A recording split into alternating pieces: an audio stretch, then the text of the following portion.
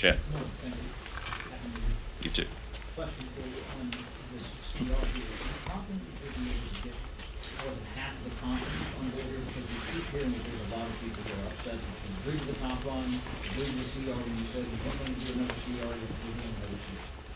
Yeah, I wanted no more CRs until we could move this process forward. We've achieved that. We forged forward. We got the top line agreement, and in spite of what people are saying on both sides, this is a better agreement than we had. We because of the adjustments that were made to the top line of 1.59, there was additional money that was spent, so we went in and carved it up. We got $16 billion in real cuts out of the IRS slush fund and the COVID slush funds that the Biden administration was so jealously guarding and protecting, and that's an important improvement. We changed some of the gimmicks in those side deals, as they're called, into real savings for the American people. So having gotten the top line agreement now, this allows us to go forward for the appropriators on both sides, both chambers, to work together and come up with the final bills.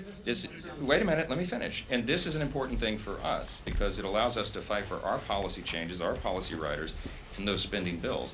And it takes time to do that. And so the reason we need just a little bit more time on the calendar is to allow that process to play out. This is what the American people expect and deserve.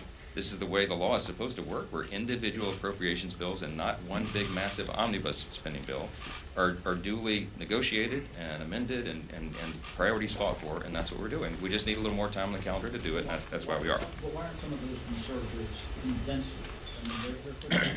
Well, I just left the conference meeting where we talked about this in detail, and everyone understands the reality of where we are. Right now, as it sits, the House Republicans have the second smallest majority in history. We have 218 right now, and 213 on the other side, and beginning next Monday, we'll be at 217. It's literally the smallest Republican majority in the history of the Congress and the second smallest of all time, rivaled only by the 65th Congress in 1917 during World War I, before women had the right to vote. The Democrats had a slightly smaller smaller margin than us. But so that's the reality where we are. We're not going to get everything that we want, but we're going to stick to our core conservative principles. We're going to advance fiscal stewardship.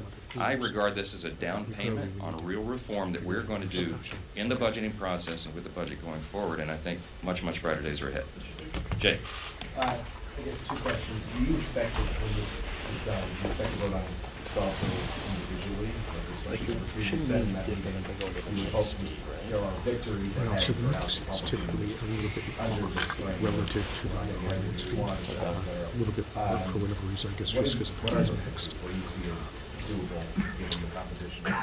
Well, as you all know, we passed over 80% of government funding out of the House.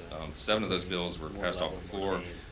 4 more of them, of the 12, made it through at least some final stage of committee work, and so we have stated our priorities on paper. We passed some very important measures in those appropriations bills that we sent to the Senate that have been sitting there collecting dust.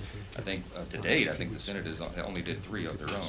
So there's a lot of disagreement between the 2 chambers on what those policies are and what those priorities are, and that's what this process is about. Our appropriators and theirs get in a room, they roll up their sleeves and they arm wrestle over what those differences are, and they reach consensus.